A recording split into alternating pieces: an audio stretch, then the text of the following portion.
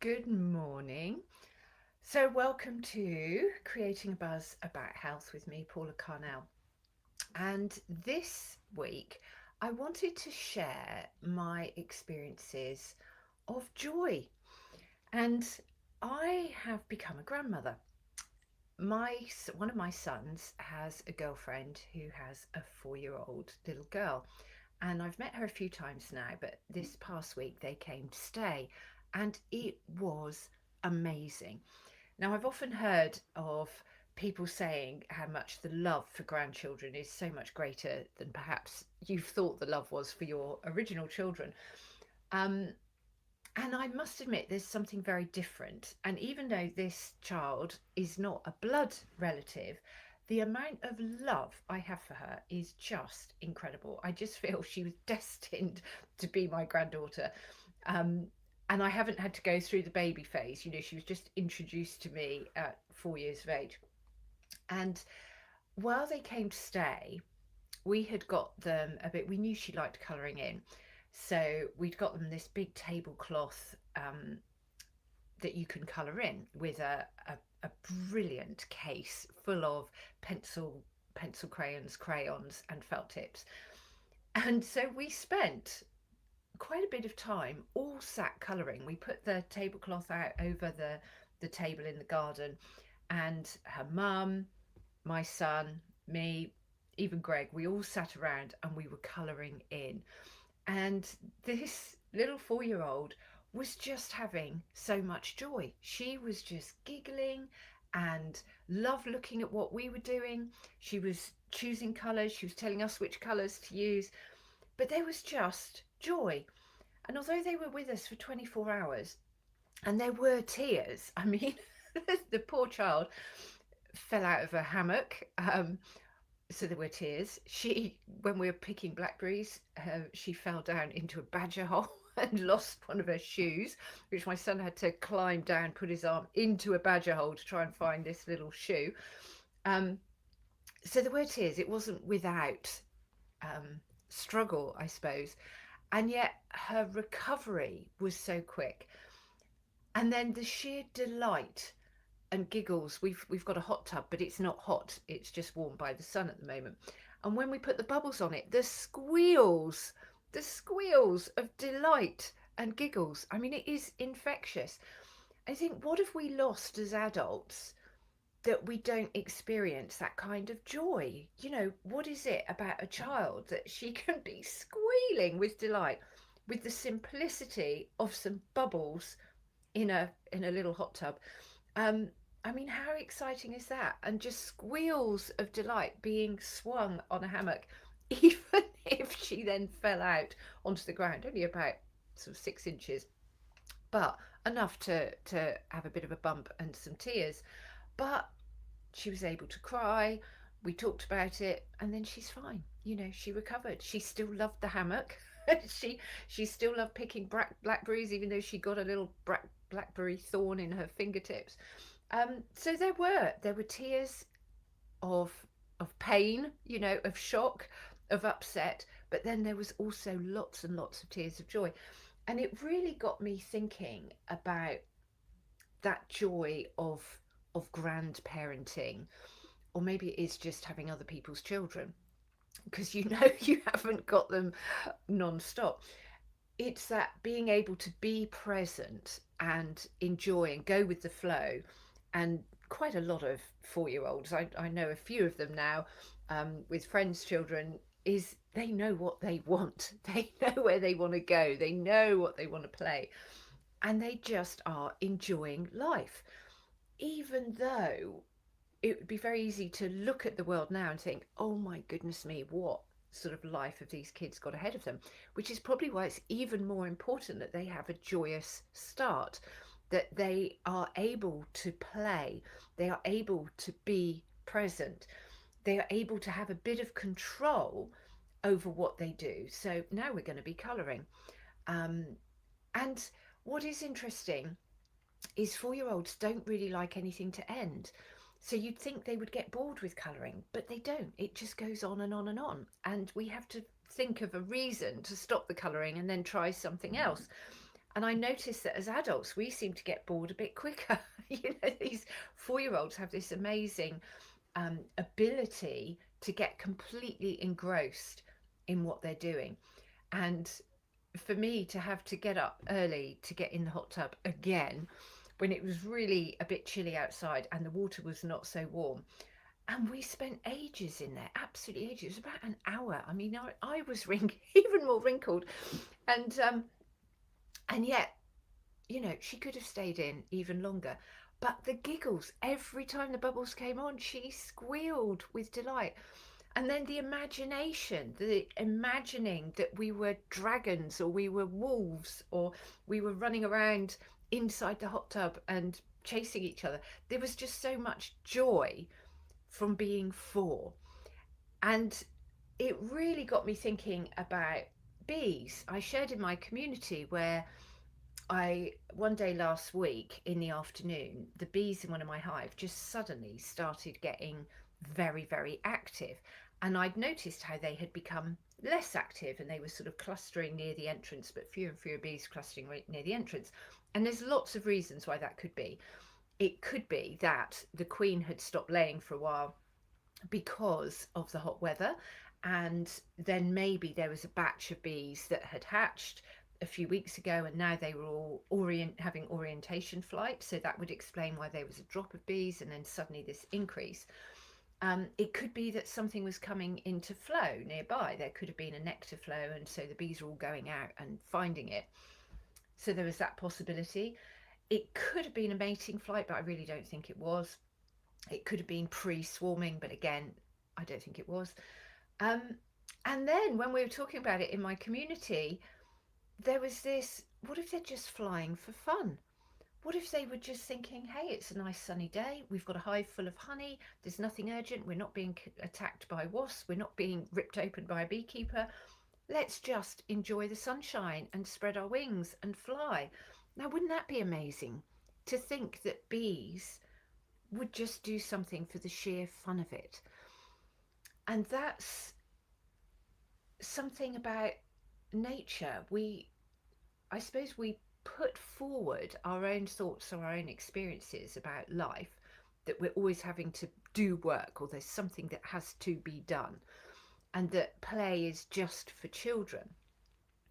Yet we know that through play we learn. We know that play has such an important role in our lives, and yet we don't do enough of it. We don't have that joy. And when you're in joy, you're in an elevated frequency, which just attracts more joy and more fun things into your lives. So it's really, really important that we find time to be joyous. I started reading a book a couple of years ago, and it was the Dalai Lama with Desmond Tutu. And the book's called Joy, and I had started to read it, but then I think a little bit of a scandal came out and other things came to be read. But the theory that it is all about joy and finding joy, and these are two men that on record and everywhere you see so much footage of them giggling, actually finding joy in so much. I remember hearing a lovely story of somebody who met the Dalai Lama, and it was sort of quite in an official capacity, and they had to meet in a special room. And after the meeting, the Dalai Lama had left, and then he came back and he said, I left my bag of precious jewels. And it was this little brown paper bag that had been left underneath the table. So he'd come back and he found it and found this bag. And he said, oh, they're really precious jewels. Thank you very much for not throwing them away, or, keeping them for me to find them again. And then the person who he was meeting with said, well, can I ask what is in the bag? And the Dalai Lama was teasing him and saying, oh, I don't know if I can show you, and they really are precious jewels, and it's the most precious thing to me. Anyway, in the end, he offered the bag and said to have a look inside, and there were like jelly babies. It was sweets, and this was the Dalai Lama's precious jewels. But the fun about just thinking that what is really a sort of a naughty treat was his precious jewels, and then he would share them around, and that makes anyone who's met him or heard the story look at little sweets or jelly babies with a new light, and remember that that was enough to make the Dalai Lama giggle. And I never, ever, ever will forget the day in South Africa where they first had the votes. So it would have been in the early 1990s, after Nelson Mandela was released. And they had this big national vote, and everyone was allowed to vote. And I remember Desmond Tutu being interviewed by the BBC, and they were saying, "How do you feel?" And he was squealing with delight, and he was saying, "Yippee, yippee." And that was amazing, because then he must have been in his 70s. And to think of this grown man in a position of great authority giggling and squealing with joy and saying yippee yippee on a BBC interview, and that was so inspiring and really stuck with me. So when we see people experiencing joy, it is contagious, and it is something that modern life is lacking. There is so much unjoy and sadness and grief and trauma going on, and yet the antidote for that is joy. And we can all share experiences where we've seen children in the most dire situations finding joy, finding something to play with. And it's not about money, it's not about privilege. It is about having that time and having that mindset and the freedom to practice joy. So I wanted to just share these little thoughts on joy, and have a think, share with me, what do you do that really brings you genuine joy? What will really make you smile? And when's the last time you did it? How often are you finding joy in your life, and how often are you um, spreading that joy? So on a similar note, yesterday I was speaking at a festival, and festivals are very much a place filled with joy. And it's these environments where people are there to have fun, whether it's to watch music, to hear people speak, to play, to actually play. Quite often these festivals will have playful things going on, or just to sit and chat with other people and experience the joy of presence, which is the frequency of the bees. It's being present.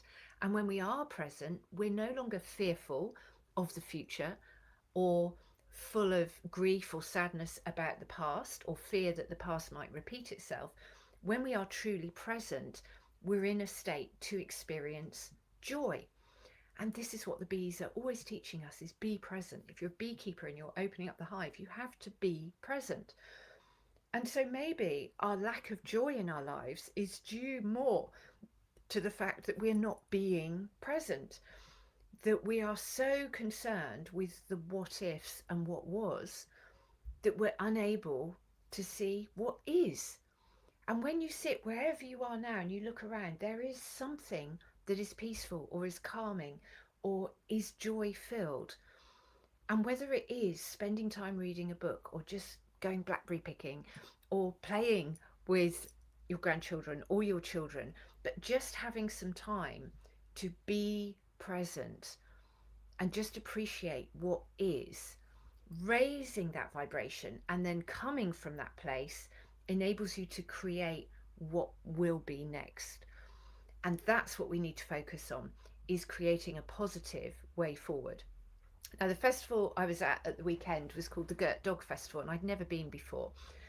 And I'd heard about it, and it's a community of people that are really looking at alternative ways of being self-sufficient. So there's a big movement of electroculture with permaculture. So there's a lot of growers and farmers there. And then there is healing. There's people that are doing all sorts of modalities of healing. Lynn Franks was there with her seed pods. So she's all about communities of women that go into war-torn places and then start communities. They start these communities that rebuild a place. So what I will share, which did make me laugh, was I thought I was very organized, because I did a new banner and I put on 2 QR codes so that people could easily join my membership group and easily buy my books. And I had books there for sale as well. But what was interesting was I had to completely misjudge the audience, because they were so present and aware about living in nature and creating the world that they want to be living in. They didn't all have smartphones. And so there I am saying, just scan this. And people are like, well, after the festival, I'll go back home and then I can put my computer on and then maybe I can have a look and I can scan it. But they didn't have their phones. And it just showed that you could have a community. You can have people living lives, going away for a weekend without a smartphone, just with a flip up phone or just not even a phone at all. And they could have fun, they could be present, they could enjoy everything, um, without the need to be connected to everything else, whether that's joy filled or not joy filled. So that did make me giggle that I had thought that, but it also made me think about the importance of community. And although I have been building my community on school and it's a really vibrant community and we've got nearly 330 members, and there's people connecting from all over the world. So we do need the internet to be able to enable that community. But it reminded me that for 20 odd years, I had a business where I was an artist, where I had a gallery for 10 years in one place, and then I had a gallery before for another 3 or 4 years. And that was before the internet. And so I would post out invitations for exhibitions and people would physically come. And so I had a community through posting my newsletters and through people visiting the gallery. And that's what was the festival over the weekend was all about, was building networks of communities. So it really made me think about what I am doing now with my bees and with my communities. And although my community on school is worldwide and we do have members all over, we are having IRL, in real life meetups. So I'm going to America in September, so I'll be meeting up with people there. And we've had meetups throughout school. I've had a meetup in Bristol, I've met people in London. There are people all around the world. I'll be meeting up with people in Perth next year. So although school is primarily an online community base, people are meeting up in real life, and this is the way forward. We know that when we meet up in person, we can experience more joy. We are connecting, we're experiencing each other on a different level, and this is really important for our health and our well-being. So it's got me thinking back to, how did I survive as a business before there was the internet, and how can I use what I learned then in my business now, so that I'm not completely dependent on smartphones and internet. I can actually build a community, support a community without having to be online and using QR codes. So I thought that was very, very interesting, and it's given me something to think about this week. And maybe I will go back to having printed newsletters that I will post out to people who are on my newsletter list, which I had done for years. It would keep the post office going as I'd be needing to buy stamps. But maybe it would be a way of reducing the demand for all these new data centers that are wanting to be cropping up, which, you know, on my doorstep, on your doorstep, all the way around. Do we want an expansion of that or not? So it's thinking about putting our energies where we want to create our future. So quite a few things to think of, but the main point of today is have joy. It's summer. We don't know how much longer the sunshine is going to last. We don't know how much longer we're going to have warm enough weather that we can just pop out without a coat. How nice is that? And so yeah, enjoy this summer. Enjoy today. It's a Monday morning, but just find something to do that will give you joy, or plan something that you can do to give you joy later on today or later on in the week, and be present. So thanks very much for listening, and until next time, let's all keep creating a buzz about health. Bye for now.